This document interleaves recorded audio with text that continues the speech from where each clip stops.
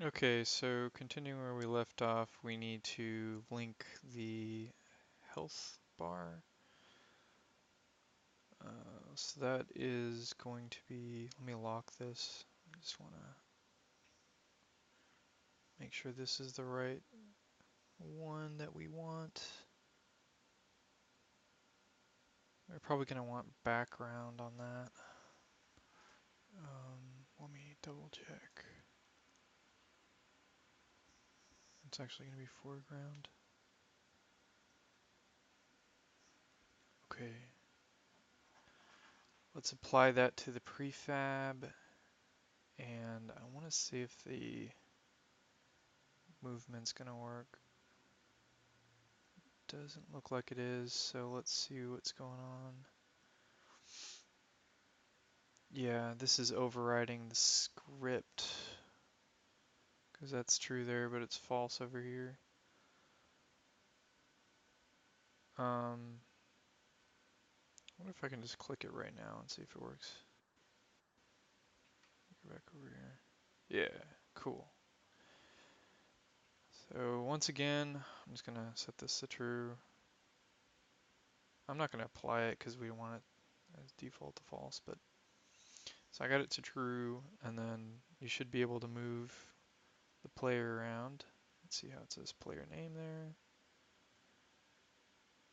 And you should be able to fire bullets that eventually disappear after 2 seconds.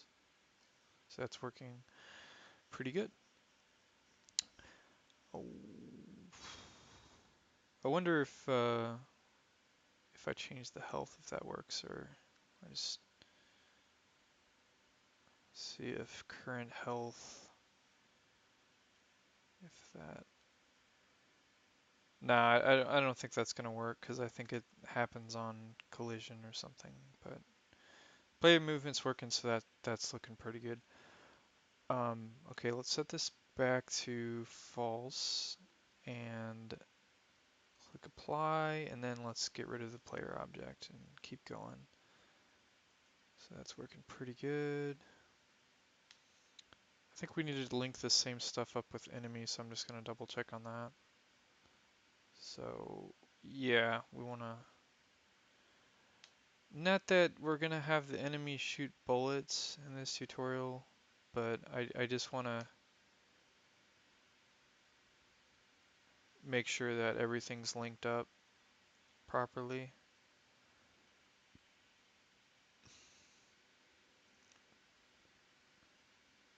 Yeah, he's not even going to have a bullet spawn in the first place.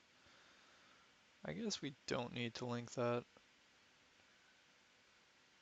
We are going to need to link the health bar up though. Again, we're going to do the foreground for that. And this is going to be an enemy, so let's make sure that's checked. And it's not going to be a local player,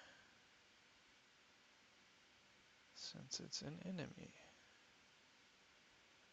So we'll apply that, and then, so we reviewed the enemy's looking pretty solid.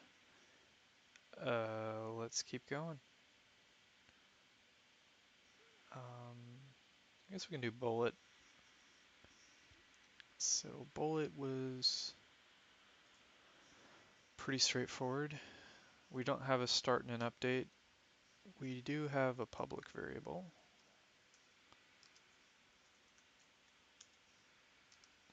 Player from. And the reason why I mean, you might have noticed I have player from in the prior script as well. The reason why we're doing that is because collision enter.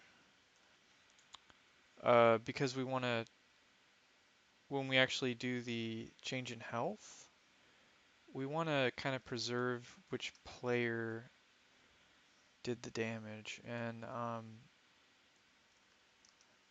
the reason why is because when we get to the networking part, we don't want to, because each of the clients that's playing is going to have that same interaction, but we just want to only do -10 from the health once from the originating player that shot the other player.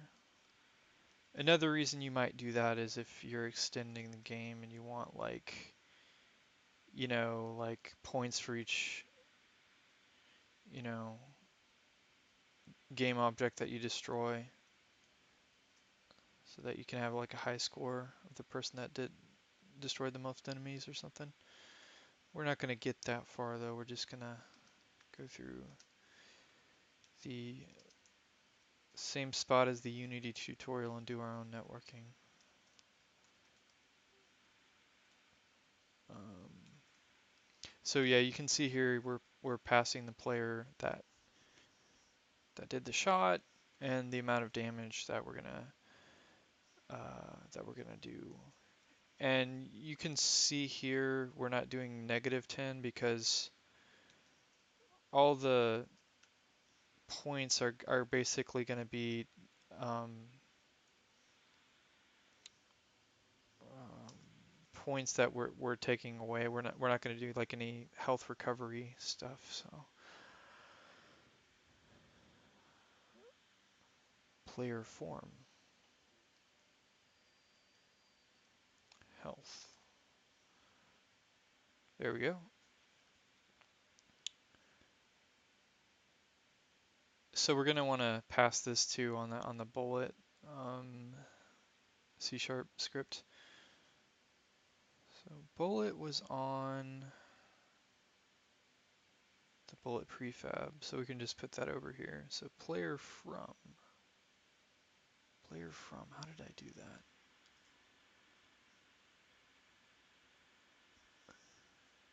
I think I just put the player prefab on there, but I'm gonna double check. Okay, we're just gonna set that through scripting.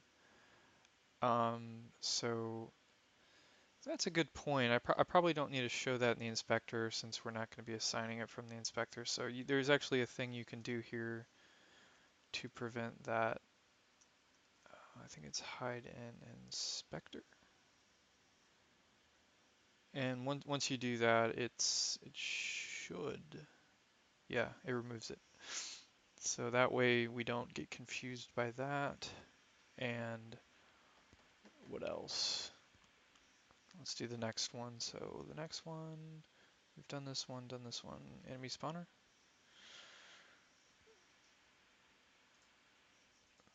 So this one's pretty big. And we can actually test this one without doing the networking by just calling the method on the start method there. So that'll be pretty cool.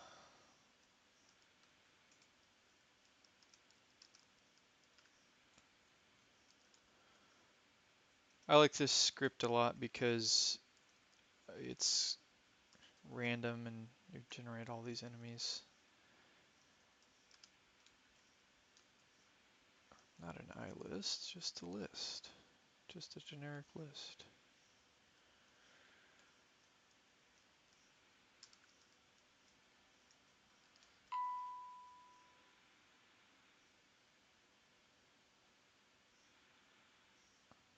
Okay, there we go.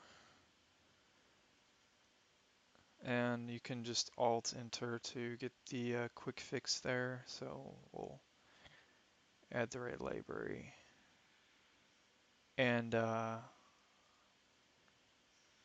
we'll put some stuff in start. So set the random spawn points over here. We're just going to do a basic for loop for the number of enemies that we specify through the inspector. Var spawn position.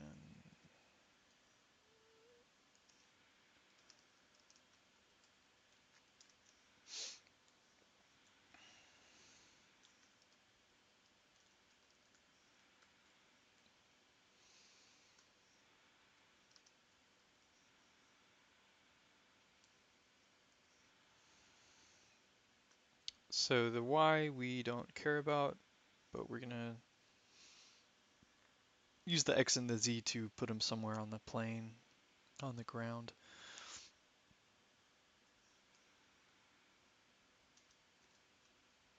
So this is a Unity random generator, which is pretty awesome. So it's gonna do a random between -8 and 8 using decimals. So that's looking pretty good. Now we're gonna do rotation.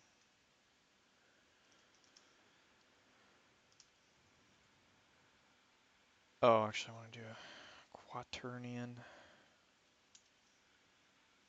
Euler angles.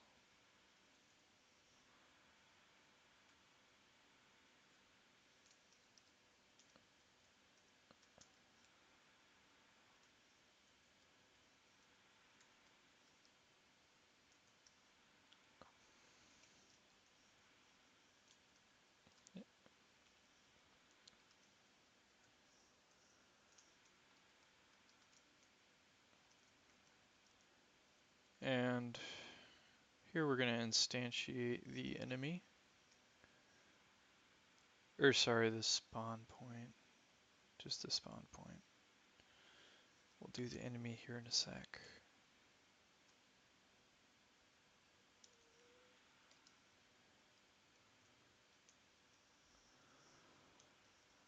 As game object.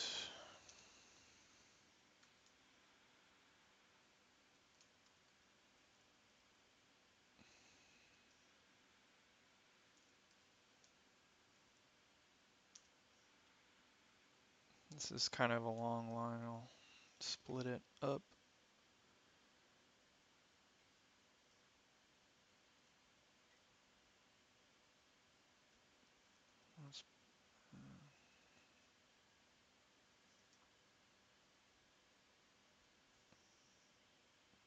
Looks kind of weird, but at least we can see it.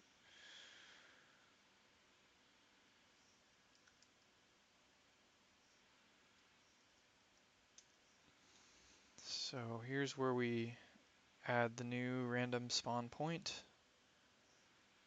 to the list. And so we can delete this update and create another method here for actually spawning the enemies. Public void spawn enemy. I'll make this uppercase.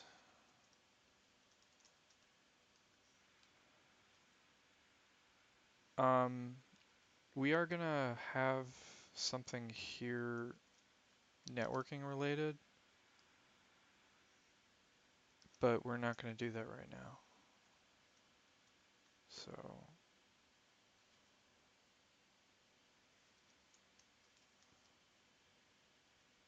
we'll do that later.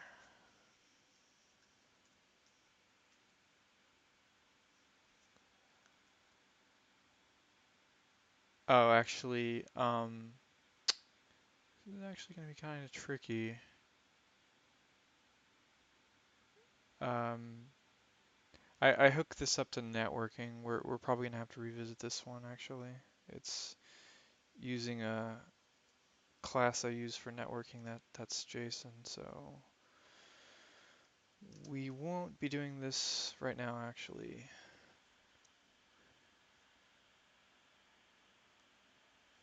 I mean, I guess I could.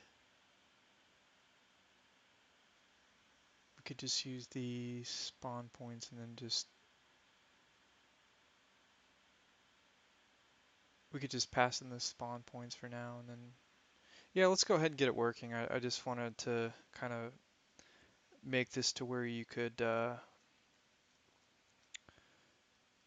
it with single player first, and then we could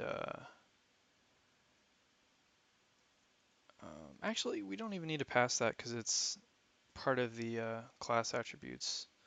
So we'll just leave that like that. And then over here, instead of doing the networking thing that we're going to pass in, we're going to pass in spawn point. Let's call it SP, I guess, shorthand.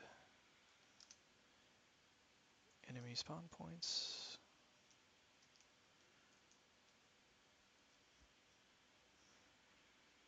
Yeah, I think it's a good practice to just kind of have all this stuff working with single player before you jump into multiplayer, just to not get too overwhelmed by that. So SP, I think we have position in SP.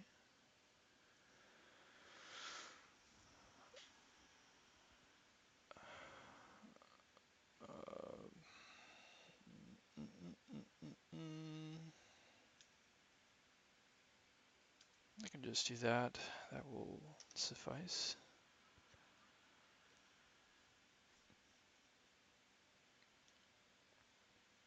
What am I doing? Okay, let's do this. Rotation.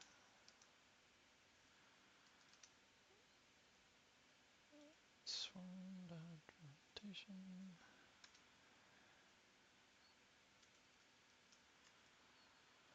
Yeah.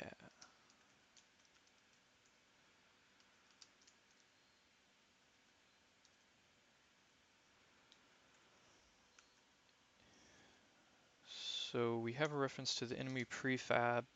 So we'll just pass that in. And then we'll pass in those two things from the spawn point.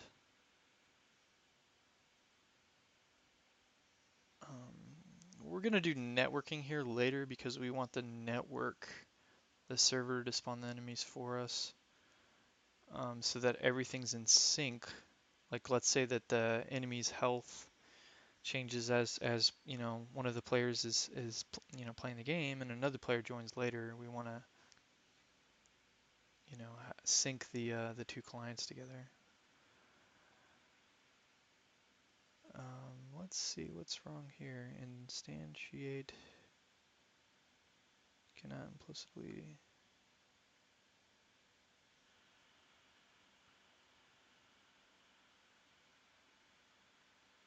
Oh, okay, I gotta cast it as a game object. So we'll do that.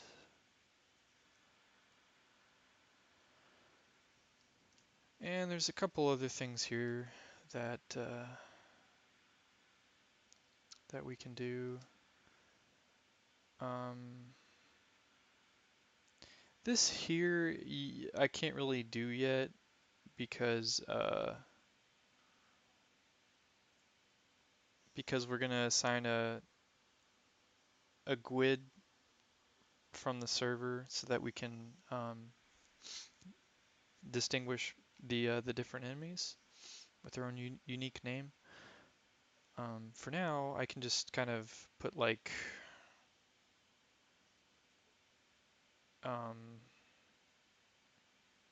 this is kind of a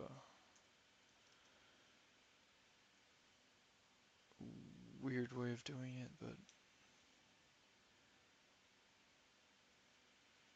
we could just do that and double quotes. This is not JavaScript. So we could do that just to kind of get that working. And what else?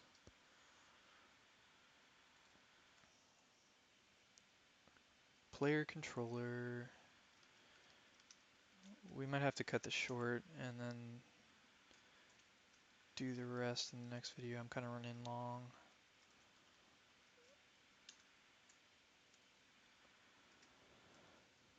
Local player. No, it's not. Equals new enemy.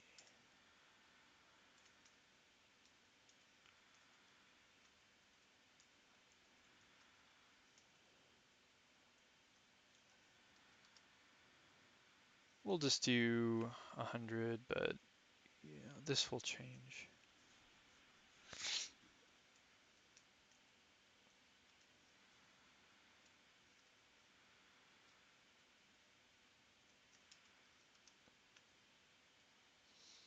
Yeah, I should probably hide those in the inspector as well, but we set them, so it's fine. All right, I think this is a point that we'll have to stop at, and we'll continue with the testing the enemy spawner in the next video.